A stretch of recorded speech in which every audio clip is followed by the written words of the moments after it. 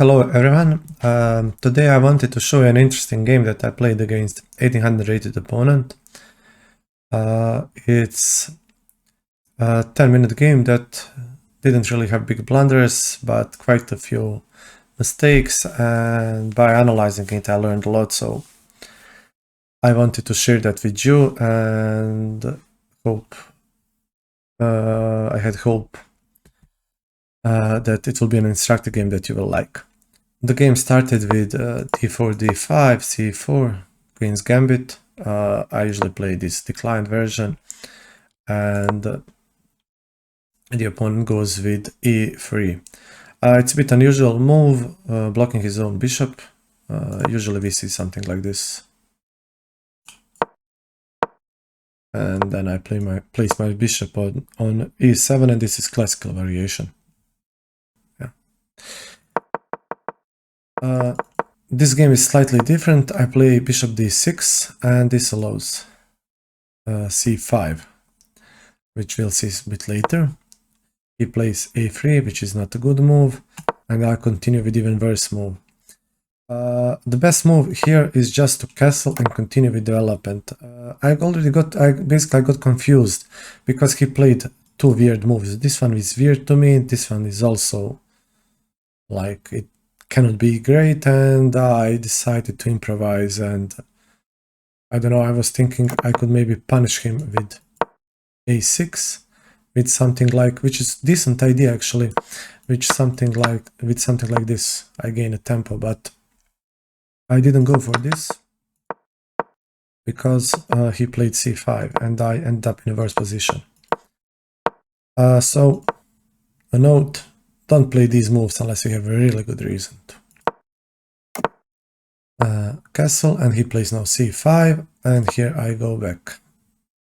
There's no other option, I have to retreat or I'll lose my bishop. And he plays b4.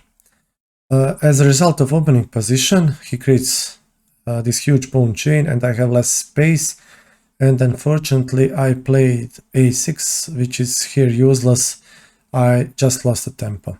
In positions like this, the way you play this is that you challenge the pawn chain, and you must prevent him from moving forward more and crushing your position completely. If white gets this pawn chain established this deep, it's almost game over.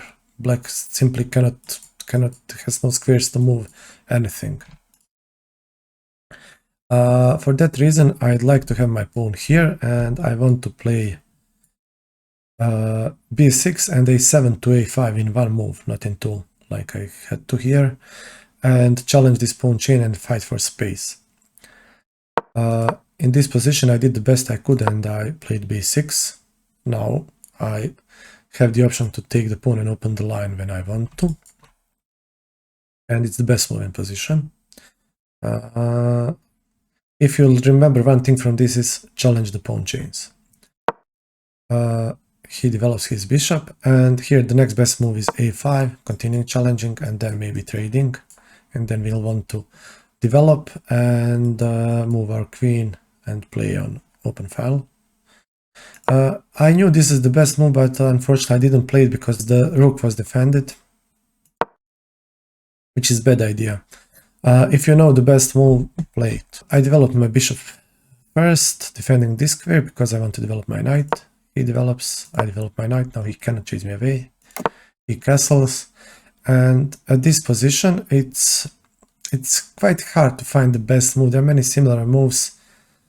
The idea I went for is c6, trying to close the position. Basically, if I can close the position, I hope that I could play for e5.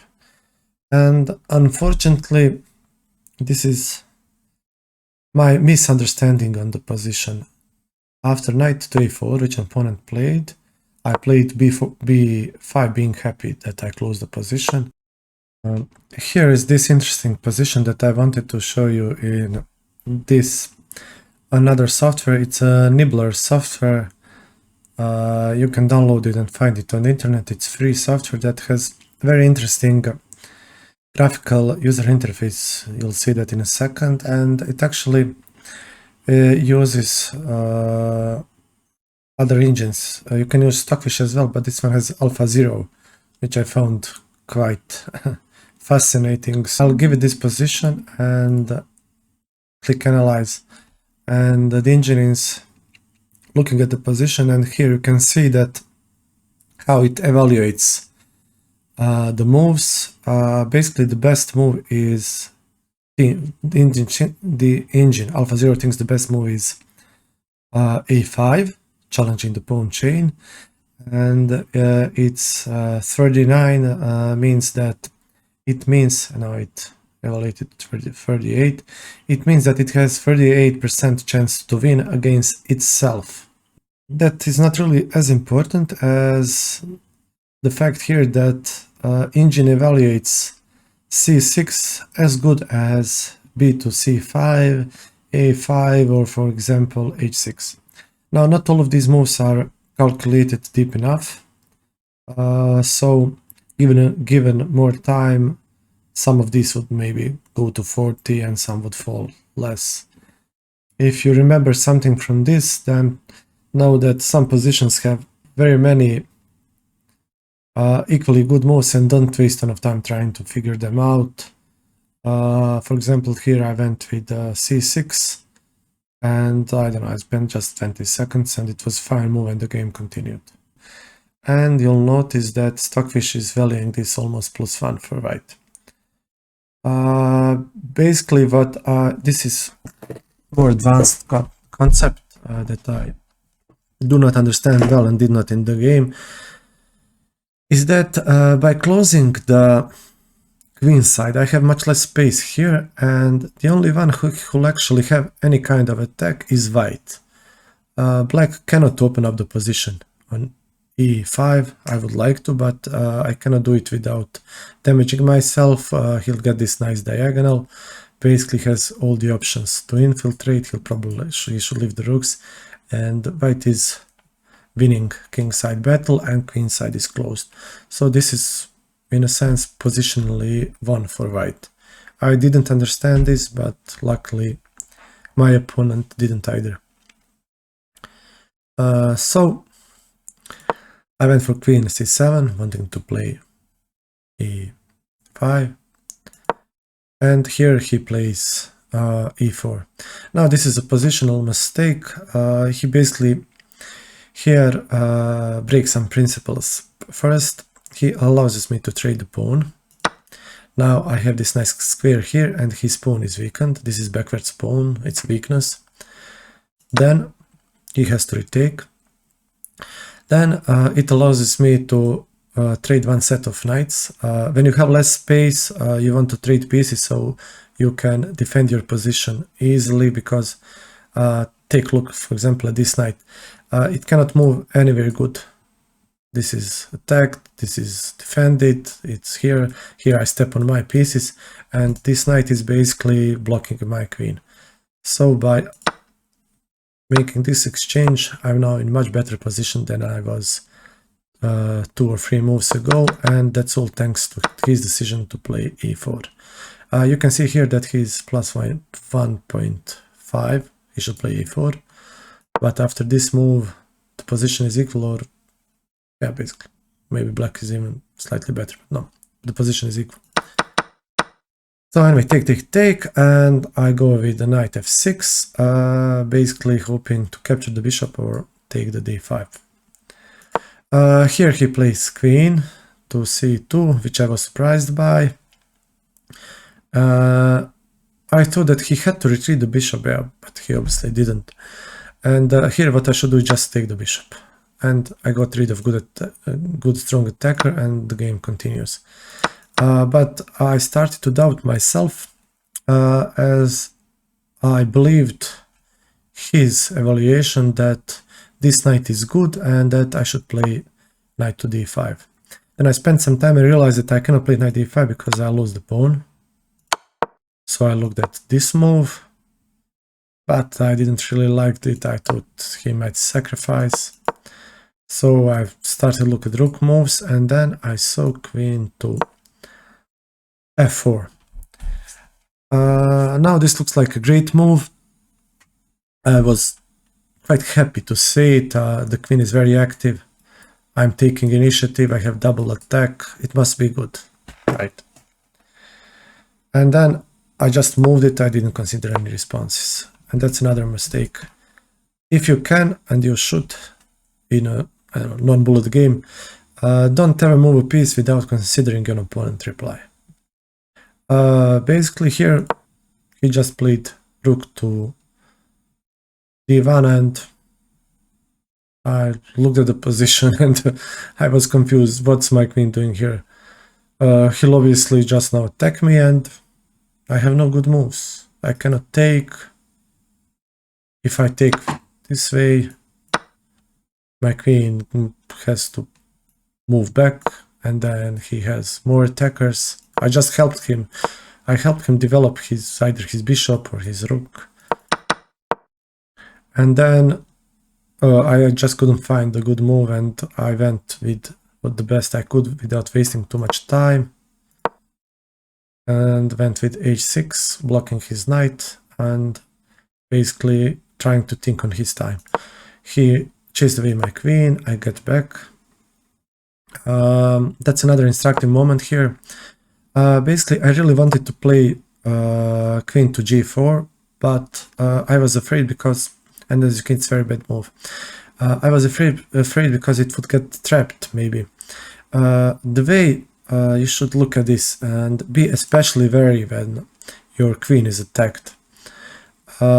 I marked in my mind, not on the board, I marked or attacked squares here.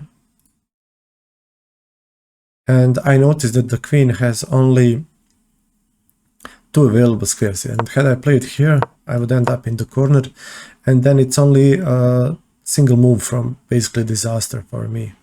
Luckily here, g4 doesn't work. So I lost the queen many times trying to be smart like this, so I just went back. It took me 16 seconds. I was watching at this position. So I spent 16 seconds looking at available squares. A better player will probably spot this in like, I don't know, 4 seconds or something. Be very careful when moving your queen. Then I pick up the bishop. Finally, I realized that I should do this because after these mistakes I'll just get, I don't know, overrun on inside. So eliminating one attacker helps. And I improve my bishop. He goes to attack. Another small tip for you. Always, after opponent move, don't look at your ideas and your moves. Always evaluate what's the threat. Here the threat is to win the h pawn, and the way you see it is basically that he lined up the queen with my knight, with my king, and basically that means the pawn is pinned, and standard defense against this is just to slide the king. No, this doesn't work.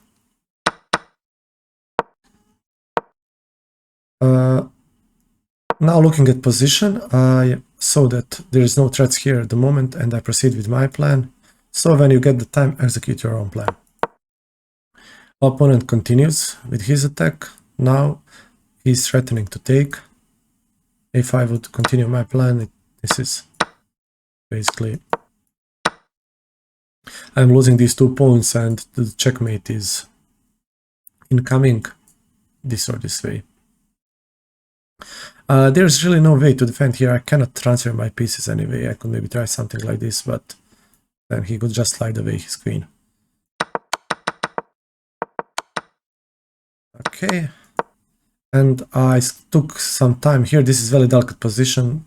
It's very easy to lose one mistake and it's a loss. So take your time when these are critical decisions. I spent more than a minute and chose a good move. And he then wasted his piece. This check does nothing. Much better move is something like g4, g5, and sliding his rook, and I will probably lose the game, I think. He went for check. I recaptured, and now This looks cute, but he has no attack anymore. I proceed with my plan, he captures, and I attack the b4 pawn. And now he spent 30 seconds here. This may be the most he spent in the game. And he didn't see attacking idea. It's a very instructive moment. Basically, the best idea here is to, as he's attacking my king and I cannot defend, I'm cut off.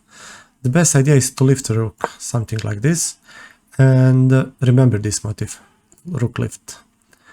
And if I would, for example, take the pawn, it's already game over, it's +3, believe it or not. So he can go line up with my king and prepare sacrifice, and there's no defense here. For example, probably most weaker players would try to chase away the bishop, hoping that it would go back escape, but he can just sacrifice, and it's basically check, check, and it's mate in 6. See, check. I play here, this is mate in 2, check, checkmate. Yeah, it's sequence, it's not too easy to see, not hard also. There is better defense, but it still doesn't work. In which case here, bishop to f6 is actually the winning move. It's a bit harder to see, but not too hard to spot because it's removing the defender of the pawn, and this is now checkmate. And maybe the last instructive moment in the game, or one of the last, is I'm playing now queen to d7, attacking this weak pawn because the rook moved, and he passively defends here, spending only 3 seconds, missing the tactics of double attack on his bishop. Now the bishop cannot retreat because the queen is falling, and if he plays something else, like he basically don't have a choice, he did the best he could, that's defend the bishop, so I cannot capture it. This is also pinned.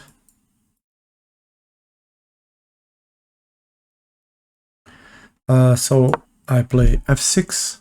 Now I'll pick up this pawn. He tries to intercept, so I cannot take this way, and I win a piece. And here the game continues. Basically we trade the queens. He tries to infiltrate. I block entrance points. Then he defends the pawn. I thought he will double the rooks. That would be his best try. And I went for this maneuver to solidify my position and activate my bishop, who was aiming at my pawn. He tried some. Yeah, this was better, but he would give up the pawn. And I check, check, I solidify position, and basically here is game over. He has nothing to do, I'll just move the pawns. He played a few more moves. I stopped his passed pawn, attacked it, blocked his entrance again, so he does not threaten to take my base pawns.